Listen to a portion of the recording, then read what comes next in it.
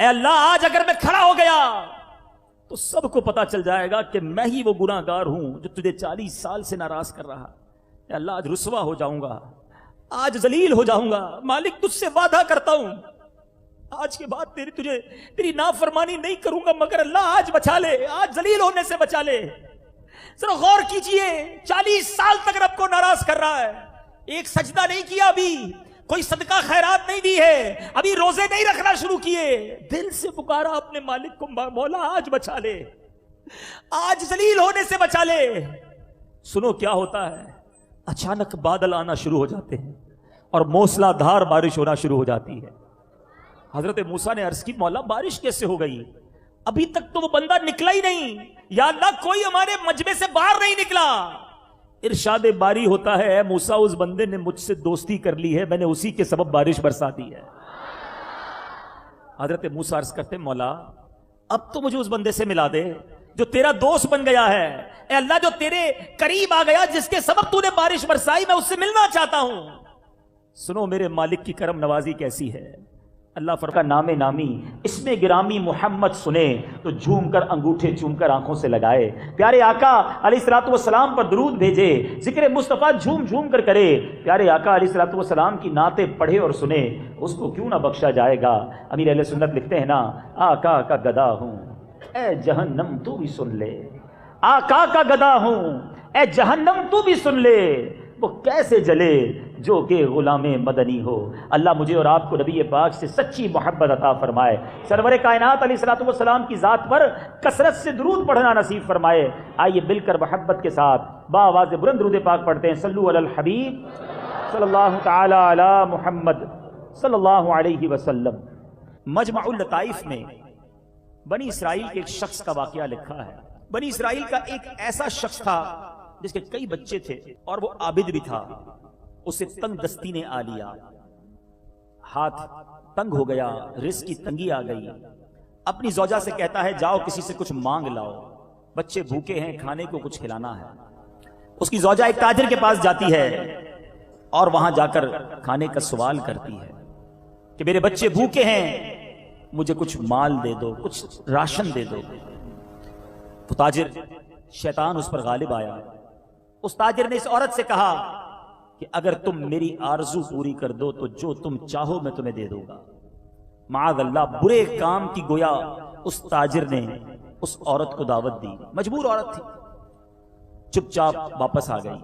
بچے بلک بلک کر رونے لگے. ایک طرف بچوں کو دیکھتی, دوسری طرف تاجر نے جو بات کی تھی وہ کانوں میں گونج رہی تھی. وہ عورت سے اپنے بچوں کا رونا نہ دیکھا گیا. واپس تاجر کے پاس گئی. تاجر سے کہا بچے بہت بھوکے ہیں, رو رہے ہیں, تڑپ رہے ہیں, مجھے کچھ راشن دے دو, کچھ کھانا دے دو. وہ تاجر نے پھر وہی بات کی جو پہلے کی تھی, حرام کام کی اسے دعوت دی. عورت مجبوراً راضی ہو گئی.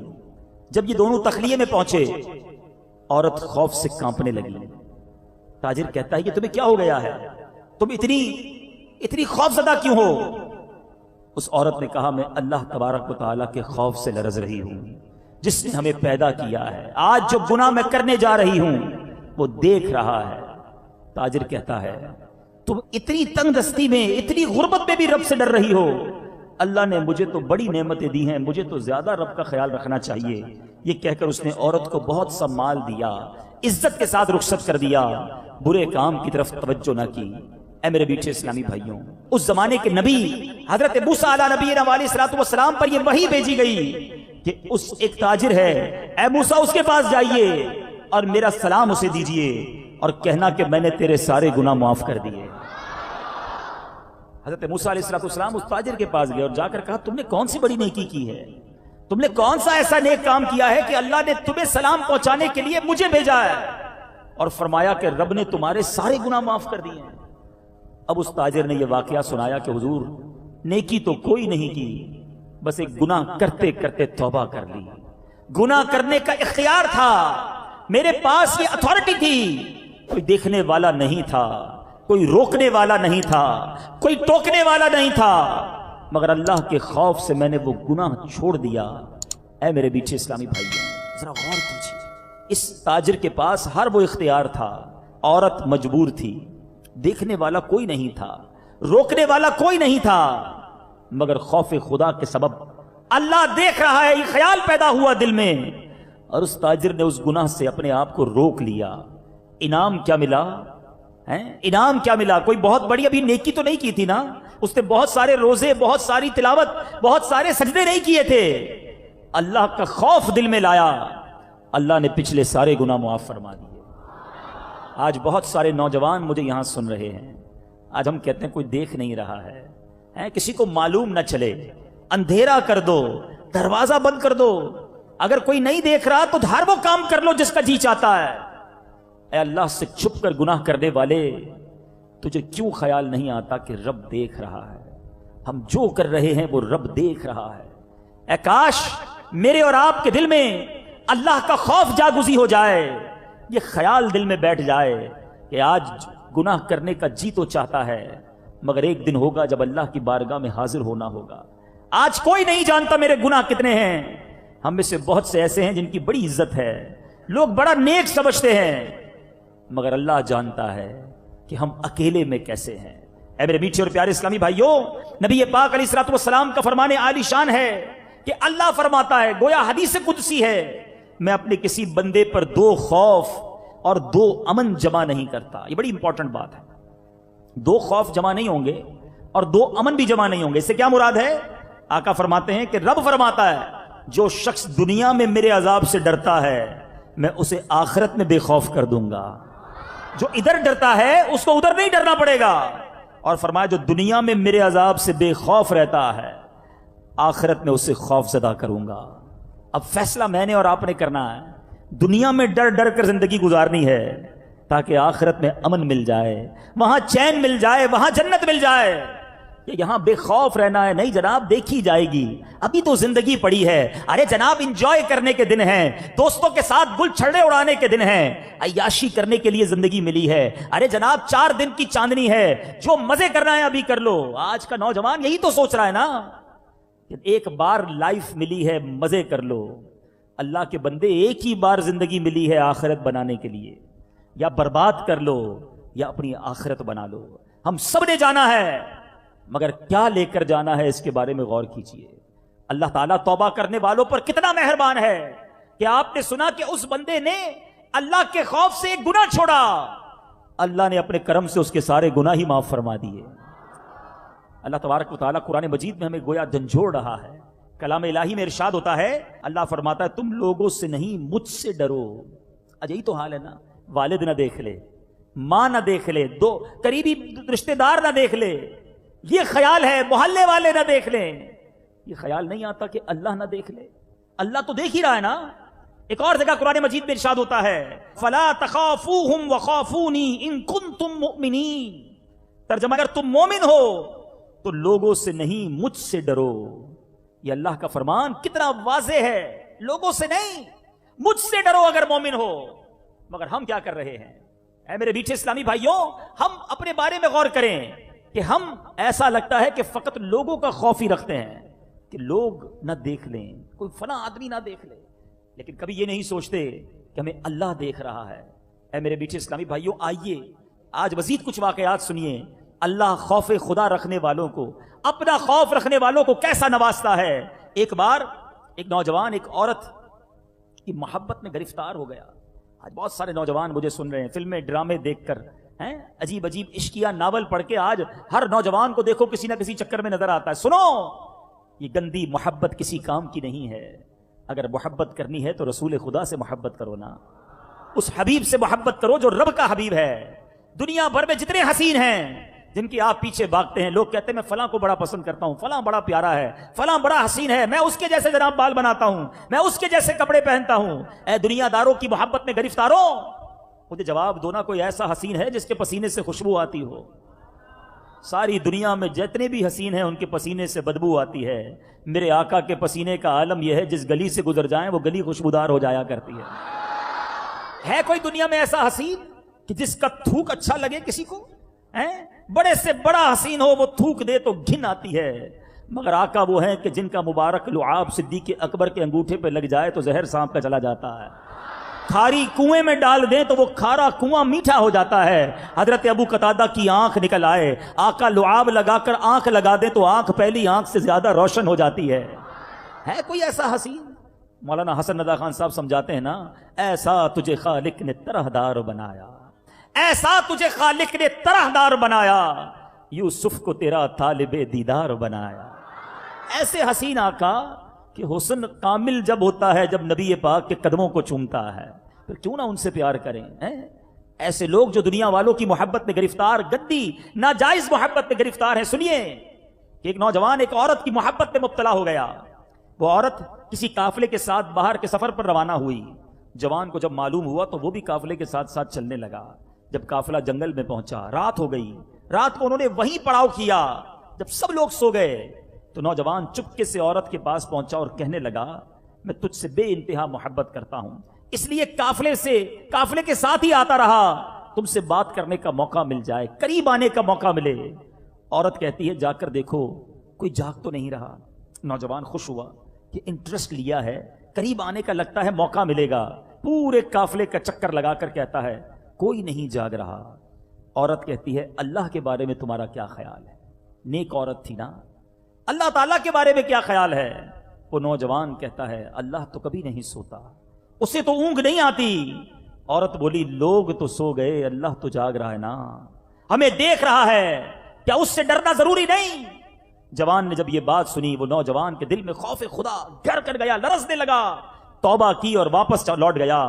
کہتے ہیں کہ جب وہ نوجوان مرا تو کسی نے خواب میں دیکھ کر اس سے پوچھا, سناؤ کیا گزری؟ وہ نوجوان کہتا ہے, میں نے اللہ تعالیٰ کے خوف سے ایک گناہ چھوڑا تھا, اللہ تعالیٰ نے میرے سارے گناہ معاف فرما دیے. ہے کوئی ایسا کریم, ہے کوئی ایسا رحیم؟ ایک بار کسی کو ناراض کریں, دو بار کسی کی بات نہ مانیں, بار بار کسی کو تنگ کریں, وہ منہ نہیں لگاتا, قریب نہیں آنے دیتا. ہم بھی تعلق ختم کر لیتے ہیں کہ یار جب بھی اس سے بات کرو بات ہی نہیں مانتا, جب اس کو کچھ کہو الٹا ہی کرتا ہے, اس کو کبھی گھر نہیں بلاؤں گا, اس کو کبھی مہمان نہیں بناؤں گا, اس کا کبھی کام نہیں کروں گا. مگر کبھی سوچا کہ میں دن رات رب کی نافرمانی کر رہا ہوں, مگر وہ پھر بھی مجھے روزی دیے جا رہا ہے, پھر بھی روزانہ سانس کے لیے مجھے ہوا بھی دیے جا رہا ہے, جتنا پانی چاہیے رب پینے کے لیے پانی دے رہا ہے. میری آنکھیں حرام دیکھتی ہیں, رب نے آنکھیں واپس نہیں لی. میرے ہاتھ گناہ کرتے ہیں, رب نے ہاتھ واپس نہیں لیے. یہ پیر رب نے دیے تھے, میں گناہوں کی طرف لے کر چلا جاتا ہوں, اللہ پیر واپس نہیں لیتا. سوچئے نا, آج آپ نے کسی کو نوکری پہ رکھا ہو, روزانہ فیکٹری جانے کے لیے اسکوٹر کی چابی دیجئے کہ روز صبح فیکٹری جانا, شام واپس آنا ہے, اس لیے تمہیں اسکوٹر دے رہا ہوں. ایک دن, دو دن, ایک ہفتہ, 15 دن آپ کو پتا چلے کبھی بھی نہیں جاتا فیکٹری, آپ کیا کریں گے؟ اسکوٹر واپس لے لیں گے نا. اس لیے تھوڑی دیا تھا کہ تم گھومتے پھرتے رہو, فیکٹری تو جاتے نہیں. ہمیں دنیا میں جب کوئی چیز دی جاتی ہے, ہم وہ کام نہ کریں, واپس لے لی جاتی ہے. اللہ نے آنکھیں حرام دیکھنے کے لیے نہیں دیے ہیں, اللہ نے کان حرام سننے کے لیے نہیں دیے, رب نے یہ پیر حرام کے اڈوں کی طرف جانے کے لیے نہیں دیے, یہ زبان گالیاں دینے کے لیے اور بری باتیں کرنے کے لیے نہیں دی ہے. مگر سچ بتاؤ, ہم ان تمام چیزوں سے کر کیا رہے ہیں؟ عقل تو یہ کہتی ہے کہ میں حرام دیکھتا تو اندھا کر دیا جاتا, میں حرام بولتا تو زبان واپس لے لی جاتی, پیر حرام کام کی طرف جاتے تو لنگڑا کر دیا جاتا.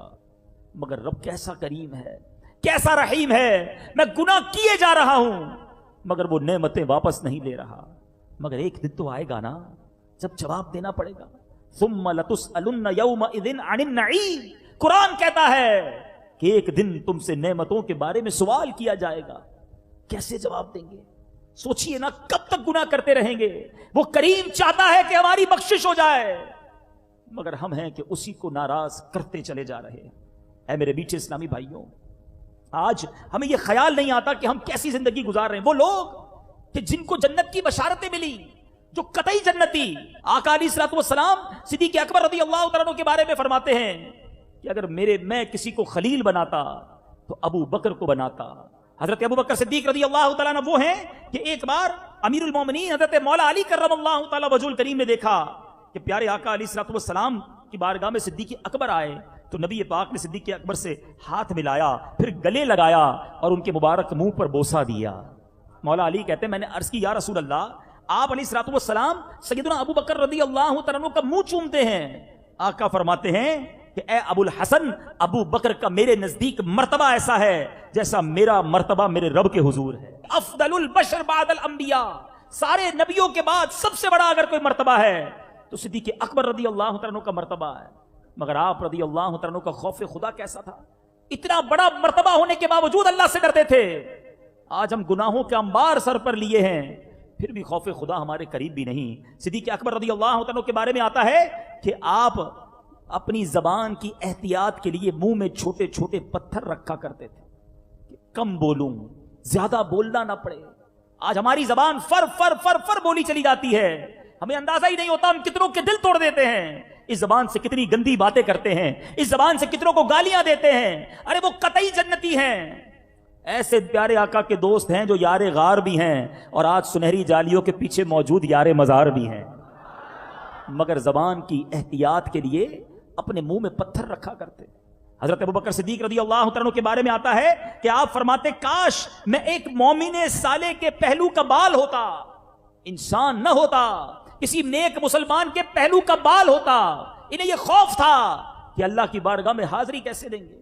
صدیق اکبر رضی اللہ عنہ فرماتے ہیں خدا کی قسم میں یہ پسند کرتا ہوں کہ میں ایک درخت ہوتا جسے کھایا جاتا اور کاٹ لیا جاتا. اللہ اکبر، اتنا بڑا مرتبہ اور اتنی عاجزی، اتنا خوف. اور آج ہم ہیں کہ ہمیں احساس ہی نہیں ہے کہ مرنا بھی ہے، اللہ کی بارگاہ میں حاضر بھی ہونا ہے، وہاں جواب بھی دینا ہے. یہ زبان کی احتیاط صدیق اکبر رضی اللہ عنہ کیوں کرتے تھے؟ ایسا کیوں تھا ان کا انداز کہ انہوں نے نبی پاک علیہ الصلوۃ والسلام کے یہ فرامین سنے تھے. اے فرفر بولنے والوں، اے جو منہ میں آتا ہے وہ بک دینے والوں، غور سے سنو. یہ زبان چاہے صحیح استعمال کی جائے تو جنت میں پہنچا سکتی ہے، اور یہی زبان کا غلط استعمال انسان کو جہنم کے اندھیروں میں، جہنم کی گہری کھائیوں میں ڈال سکتا ہے. ایک بڑی ڈرا دینے والی حدیث پاک سنیے. پیارے آقا علیہ الصلوۃ والسلام فرماتے ہیں بندہ کبھی اللہ تعالیٰ کی خوشنودی کی بات کہتا اور اس کی طرف توجہ نہیں کرتا، یعنی بعض باتیں انسان کے نزدیک بڑی معمولی ہوتی ہیں مگر وہ اللہ کی رضا والی باتیں ہوتی ہیں، اللہ تعالیٰ اس کی وجہ سے بندے کے بہت سے درجے بلند فرما دیتا ہے، اس کو پتہ بھی نہیں چلتا. زبان کا اچھا استعمال اس کے درجے بلند کر دیتا ہے. مگر اس حدیث کا اگلا حصہ بڑا ڈرانے والا. نبی پاک علیہ الصلوۃ والسلام فرماتے ہیں اور کبھی اللہ پاک کی ناراضگی کی بات کرتا ہے اور اس کا خیال بھی نہیں کرتا، اس بات کی وجہ سے وہ جہنم میں گرتا ہے. اب سوچئے، جو منہ میں آئے بک بک کرتے رہیں. دوستوں کے ساتھ آج گھنٹوں لوگ گزارتے ہیں، کہتے ہیں ذرا رات کو ذرا فریش ہونے کے لیے میں اپنے فرینڈ سرکل میں بیٹھتا ہوں. اپنے آپ سے پوچھئے کیا وہ اچھی باتیں ہوتی ہیں؟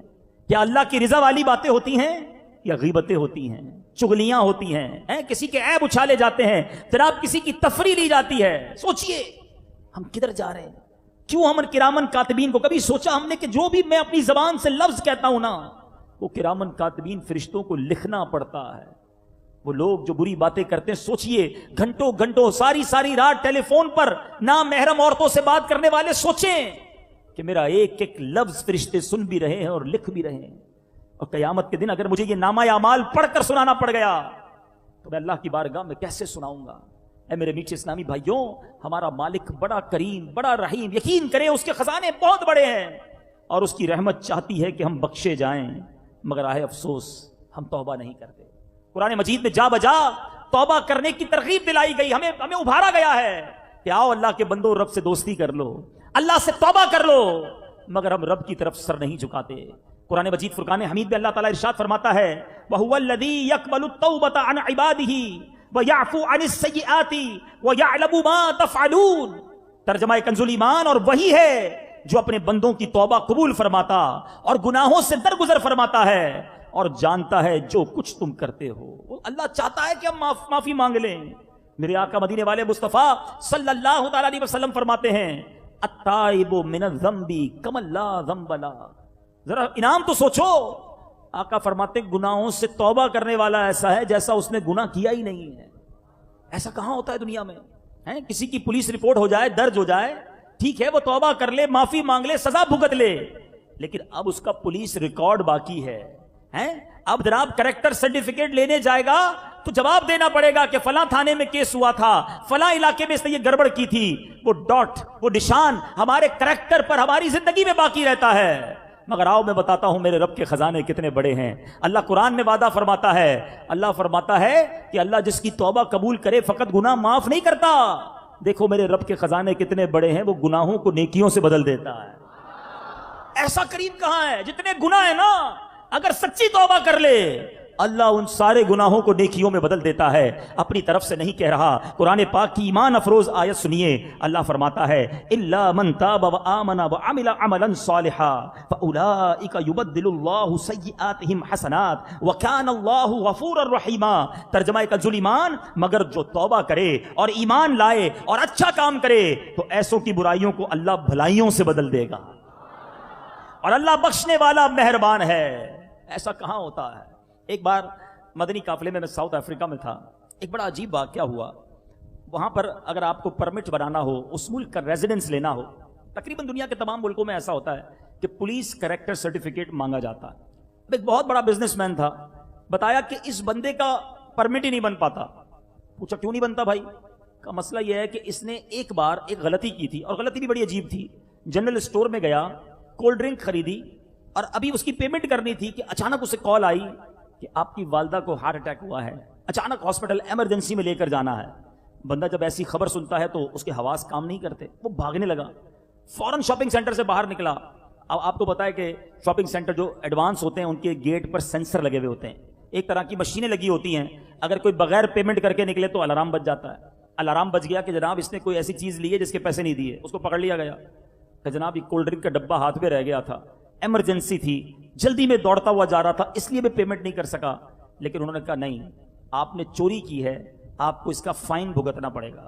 جناب 1 2 4 گھنٹے بھی لگے، اس نے اس کا فائن بھی پے کیا، اپنی والدہ کے پاس دوڑتا ہوا پہنچ گیا۔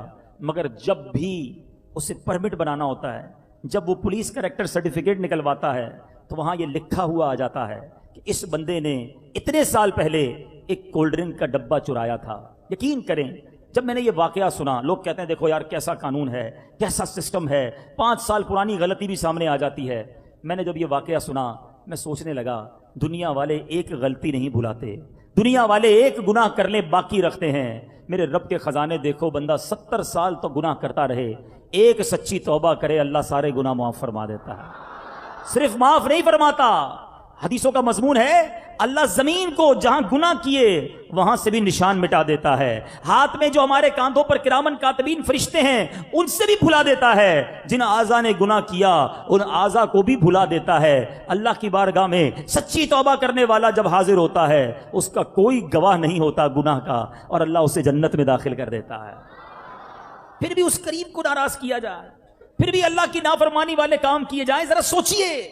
جو اتنا خیال رکھنے والا ہو، جو ایسا کریم ہو، اس کو ناراض نہیں کرنا چاہیے۔ اللہ کی رحمت کتنی بڑی ہے۔ ایک اعرابی نبی پاک علیہ الصلوۃ والسلام کی بارگاہ میں حاضر ہوئے، عرض کی حضور بتائیے مخلوق کا حساب کون لے گا؟ قیامت کے دن مخلوق کا حساب کون لے گا؟ نبی پاک نے فرمایا اللہ تبارک و تعالی۔ اس اعرابی نے کہا کیا وہ خود لے گا؟ تو پیارے آقا علیہ الصلوۃ والسلام نے فرمایا ہاں۔ تو وہ اعرابی مسکرا دیا، اللہ حساب لے گا نا، وہ مسکرا دیا۔ نبی پاک نے مسکرانے کی وجہ پوچھی کہ مسکرائے کیوں؟ وہ عرض کرتا ہے حضور کریم جب قدرت پاتا ہے کسی پر تو معاف فرما دیتا ہے، جب حساب لیتا ہے تو درگزر فرماتا ہے۔ میرے آقا نے فرمایا اعرابی نے سچ کہا، جان لو اللہ عز و جل سے بڑا کریم کوئی نہیں، وہ تمام کریموں سے بڑھ کر کریم ہے۔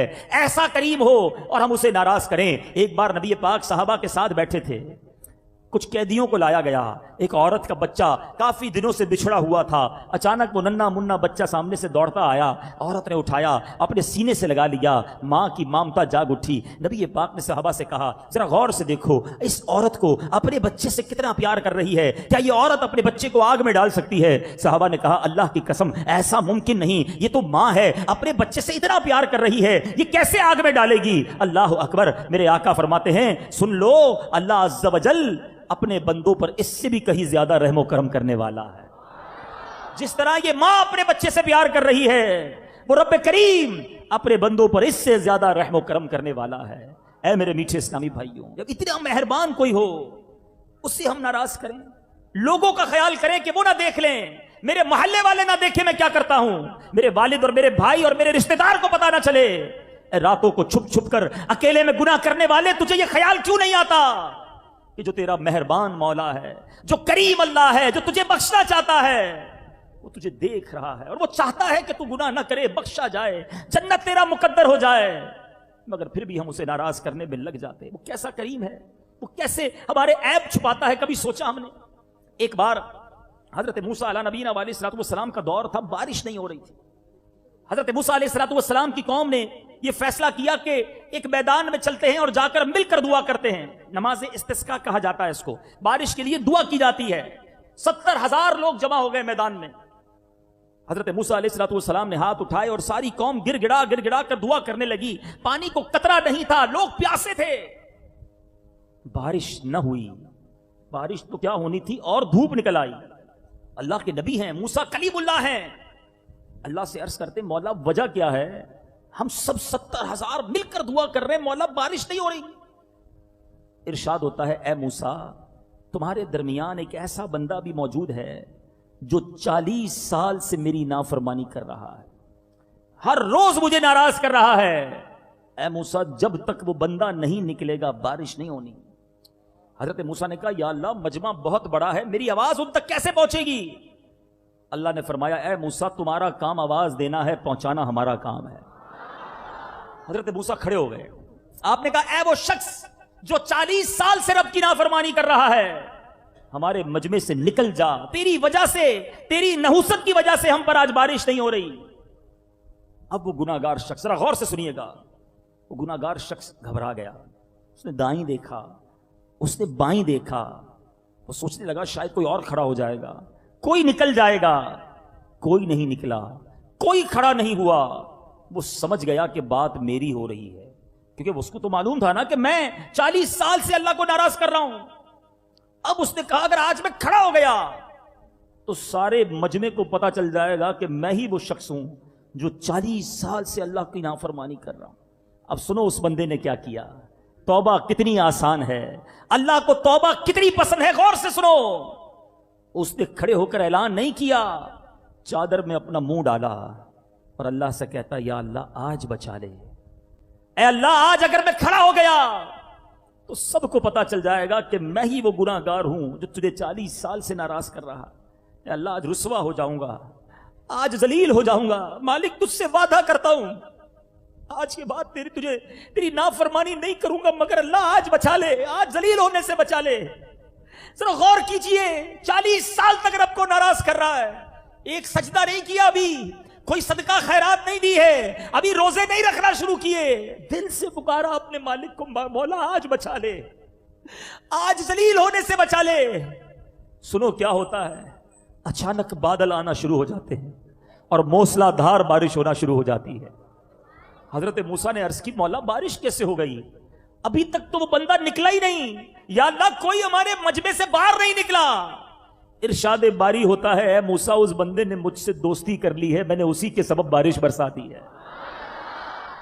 حضرت موسیٰ عرض کرتے مولا اب تو مجھے اس بندے سے ملا دے جو تیرا دوست بن گیا ہے، اے اللہ جو تیرے قریب آ گیا، جس کے سبب تو نے بارش برسائی، میں اس سے ملنا چاہتا ہوں۔ سنو میرے مالک کی کرم نوازی کیسی ہے۔ اللہ فرماتا ہے اے موسیٰ جب وہ گناہ گار تھا تب میں نے اس کو لوگوں کے سامنے رسوا نہیں کیا، اب تو میرا دوست بن گیا ہے، میں کیسے تمہیں بتا دوں کہ وہ کون ہے؟ ہائے ہائے ہائے، یہ ہے میرا مالک۔ پنجابی شاعر لکھتا ہے نا، ہک گناہ میرے ماں پیو ویکھیں مینو عمری منہ نہ لاوے، ہک گناہ میرے ماں پیو ویکھیں مینو عمری منہ نہ لاوے، لکھ گناہ میرا مالک ویکھے وہ پھر بھی پردے پاوے۔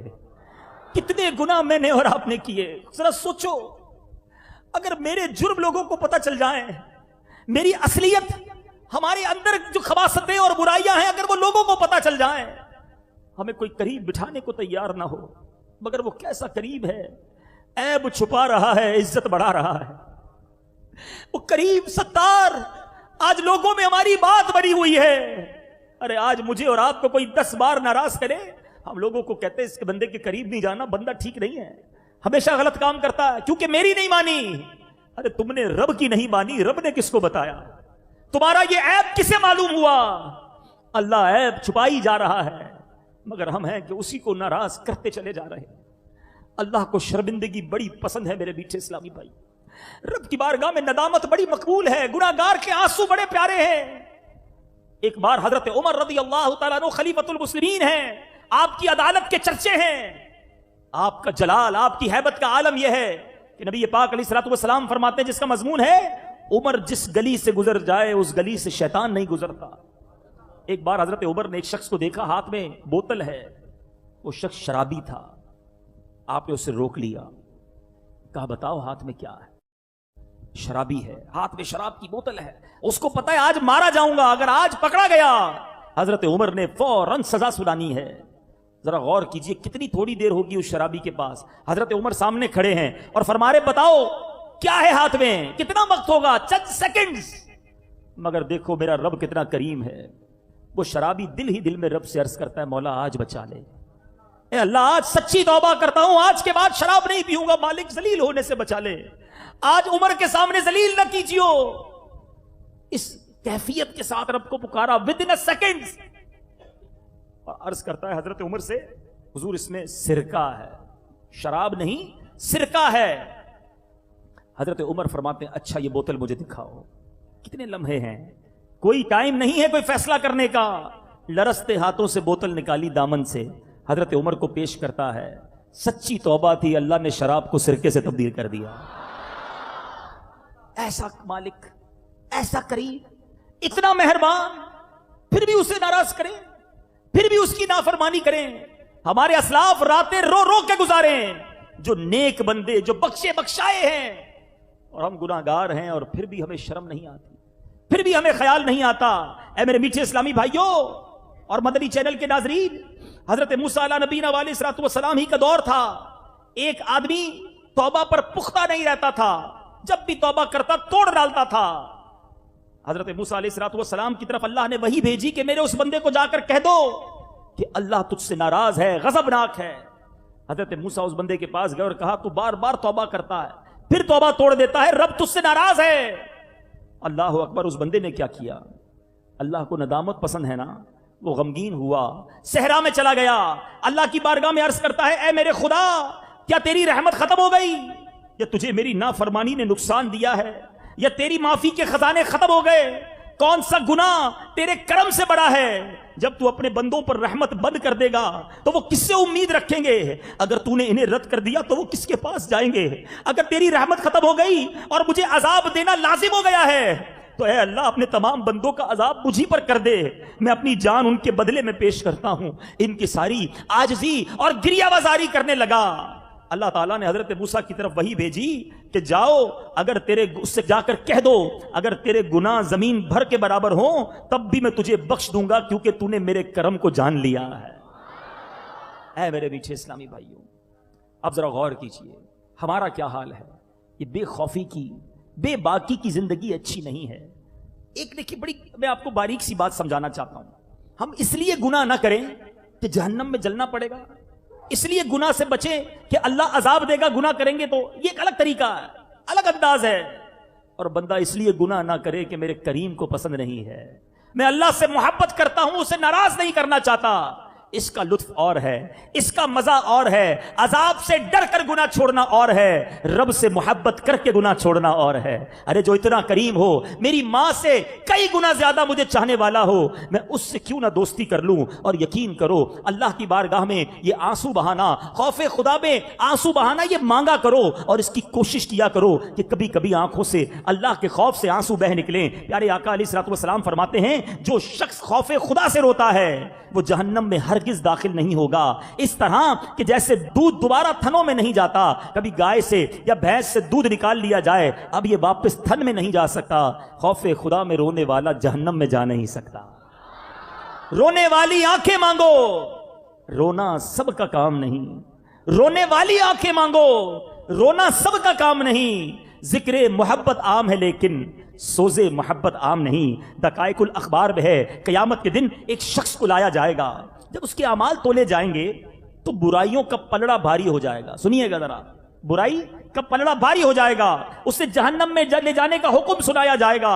اس وقت اس کی پلکوں کا ایک بال، یہ پلکیں نا جو آنکھوں کے اوپر ہوتی ہیں، اس کا ایک بال اللہ کی بارگاہ میں عرض کرے گا اے رب ذوالجلال تیرے رسول نے فرمایا جو اللہ تعالیٰ کے خوف سے روتا ہے اللہ تعالیٰ اس پر جہنم کی آگ حرام کر دیتا ہے. یا اللہ میں تیرے خوف سے رویا تھا, اللہ تعالیٰ کا دریائے رحمت جوش میں آئے گا اور اس شخص کے ایک اشکبار بال کے بدلے میں اس بندے کو جہنم سے بچا لیا جائے گا. اس وقت جبریل امین پکاریں گے کہ فلاں بن فلاں ایک بال کے بدلے میں نجات پا گیا ہے. یہ آنکھیں جو بھیگ جاتی ہیں نا, یہ آنسو جو بہ جاتے ہیں, یہ بڑے قیمتی ہیں. لوگوں کے لیے نہیں, اللہ کے لیے رونے کی عادت ڈالو. ایک بڑی خوبصورت حدیث پاک ہے جس کا مضمون ہے کہ اللہ کے عرش کا سایہ جن خوش نصیبوں کو ملے گا, ان خوش نصیبوں میں خوش نصیب وہ بھی ہے جو اکیلے میں اللہ کو یاد کرے اور اس کے آنسو بہ نکلے. اے میرے میٹھے اسلامی بھائیوں, کبھی تو ایسا ہو, اب محفل میں, اجتماع میں, دعا میں تو کبھی کبھی رو پڑتے ہیں. مزہ یہ ہے کہ میں اکیلا ہوں, تہجد کا وقت ہو, کبھی کوشش کیجئے تہجد میں اٹھیے, جا نماز بچھائیے اور کسی کو پتا نہ ہو گھر میں ہوں اور میرا رب ہو, اور اب اس کی بارگاہ میں ہاتھ اٹھاؤں اور میرے آنسو بہیں. میں اللہ سے عرض کروں مولا تیرا بندہ ہوں, پھنس گیا ہوں گناہ میں, پھنس گیا ہوں بری عادتوں میں, مگر مالک بندہ تیرا ہوں, آج معافی مانگنے حاضر ہوا ہوں. اے کریم اپنے اس گناہگار بندے کو معاف کر دے. مانتا ہوں مالک بڑے گناہ کیے ہیں, اپنے کرم سے مجھے معاف کر دے.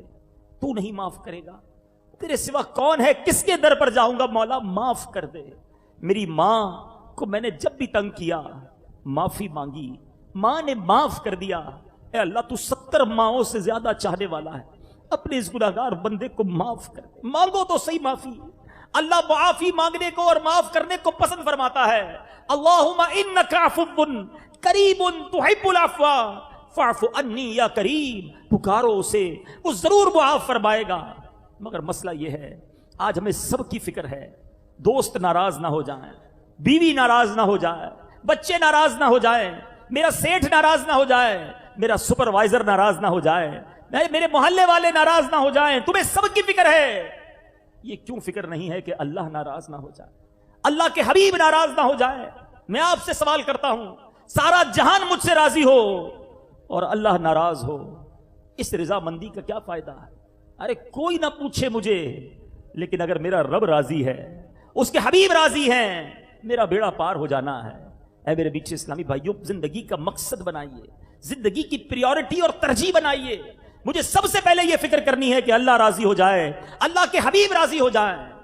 مگر آج ہم کچھ اور لائن پر چلے گئے. ارے کیا کریں جناب, بچوں کی خوشی کے لیے کرنا پڑتا ہے, بچوں کی شادی ہے تو بچوں کو اب جناب ان کی خوشی کے دن یہ غلط کام کرنے پڑتے ہیں. اچھے خاصے نیک نمازی کے گھر میں فنکشن ہو رہے ہوتے ہیں, بے حیائی ہو رہی ہوتی ہے. اس کو کوئی کہے کہ جناب یہ گانے باجے, ڈھول تماشے, یہ جوا, یہ شراب, یہ کیا ہو رہا ہے آپ کے گھر میں, تو وہ جواب دیتا ہے جناب بچوں کی خوشی میں کرنا پڑتا ہے. بچوں کو راضی کرنے کے لیے رب کو ناراض کر رہے ہو, اپنی فیملی کو خوش کرنے کے لیے رب کائنات کے غضب کو دعوت دے رہے ہو.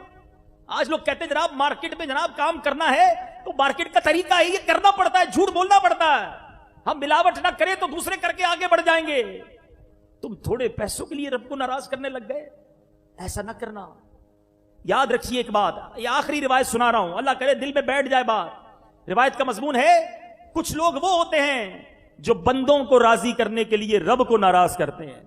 بہت بڑی اکثریت ان لوگوں کی ہے جو بندوں کو راضی کرنے کے لیے بچوں کو, فیملی کو, دوستوں کو, باس کو, کولیگز کو, فرینڈز کو راضی کرنے کے لیے اللہ کو ناراض کرتے ہیں. غور سے سنیے, کچھ لوگ وہ ہوتے ہیں جو بندوں کو راضی کرنے کے لیے رب کو ناراض کرتے ہیں. ایک وقت آتا ہے بندے بھی اس سے ناراض ہو جاتے ہیں, رب بھی ناراض, مخلوق بھی ناراض, کوئی پوچھنے والا نہیں ہوتا. اور کچھ وہ ہوتے ہیں جو اللہ کو راضی کرتے ہیں تو مخلوق ان سے ناراض ہو جاتی ہے, وہ پرواہ نہیں کرتے. ایک وقت ہوتا ہے بندے بھی ان سے راضی ہو جاتے ہیں. دونوں کی مثال بھی سمجھ لو نا. آج دنیا میں کئی ایسے لوگ ہیں جو ڈھول تماشے, گانے باجے, برے کام کر کے شہرت پاتے ہیں, انہیں بہت سارے لوگ چاہ رہے ہوتے ہیں, اللہ ناراض ہوتا ہے. ایک وقت آتا ہے جب وہ دنیا سے جاتے ہیں پوچھنے والا بھی نہیں ہوتا. کئی ایسے لوگ ہیں جن کے جنازے میں بھی کوئی جانے والا نہیں ہوتا, بیمار ہو تو پوچھنے والا کوئی نہیں ہوتا. ایک وقت میں بڑا فیم تھا, بڑا نام تھا, مگر کام سارے حرام تھے. ان کی برسی بھی بنائی جائے تو ان کی برسی میں بھی ان کی یاد میں فلمیں چلائی جاتی ہیں, گانے باجے چلائے جاتے ہیں. استغفر اللہ. مگر کچھ ایسے اللہ کے ولی گزرے, آج بھی موجود ہیں. ایک مثال دے دیتا ہوں, خواجہ غریب نواز کی. خواجہ خواجگان ہندوستان پہنچے تو کس کے لیے گئے تھے؟ اللہ کے لیے. اللہ کے دین کو پھیلانے گئے نا. سارا ہندوستانی خلاف ہو گیا, سب لوگ خلاف ہو گئے کیونکہ آپ نے اللہ وحدہ لا شریک کی بات کی. اس وقت ہندوستان سارا خلاف تھا، رب ساتھ تھا، رب راضی تھا۔ آج مجھے بتاؤ، میرے خواجہ کو دنیا سے گئے ہوئے 800 سال سے زیادہ عرصہ ہو گیا ہے، دنیا کا کون سا کونا ہے جہاں خواجہ کے چاہنے والے نہیں ہیں؟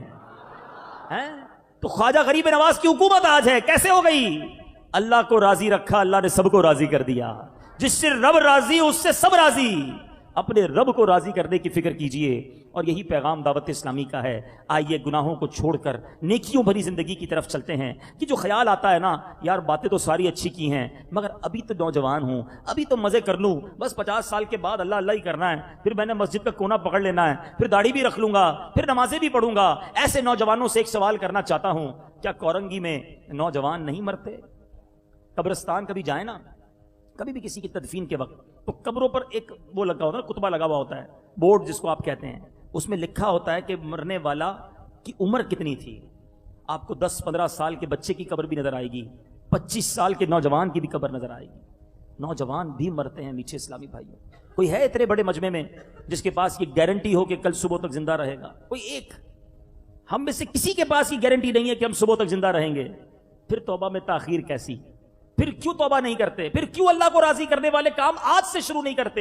ایسے بہت سے لوگ قبروں میں پہنچ گئے جو یہی سوچتے تھے کہ بس اگلے رمضان سے نماز پڑھوں گا، بس اگلے رمضان میں توبہ کر لوں گا، حج کر لوں، اس کے بعد داڑھی رکھ لوں گا، ارے جناب اللہ کا گھر دیکھ لوں پھر نیک بن جاؤں گا۔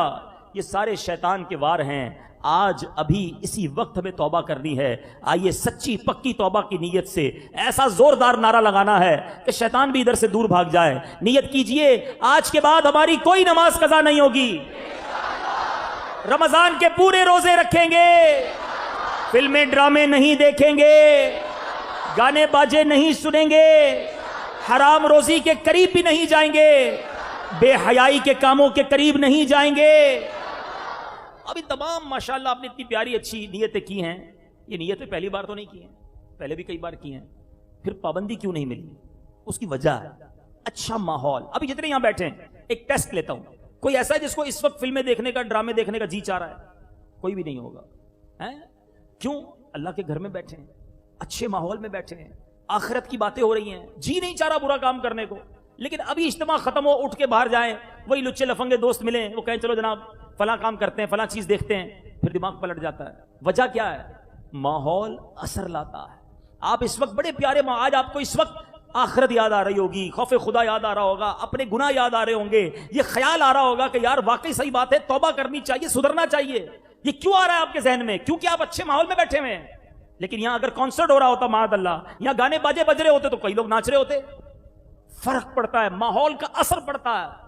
اگر واقعی توبہ کرنی ہے نا، جو آپ نے بڑے پرجوش انشاءاللہ کے نعرے لگائے، اگر واقعی عمل کرنا ہے تو وی ہیو ٹو چینج اور انوائرمنٹ۔ ہم سب کو لازمی طور پر ماحول تبدیل کرنا ہوگا، اور یہ مشکل نہیں ہے۔ یعنی اس وقت جو ماحول ہے، یہ ماحول میرے ساتھ رہے تو میں نیک بن جاؤں گا، کیونکہ مجھے گناہ کا خیال ہی نہیں آئے گا۔ اللہ کی رحمت سے دعوت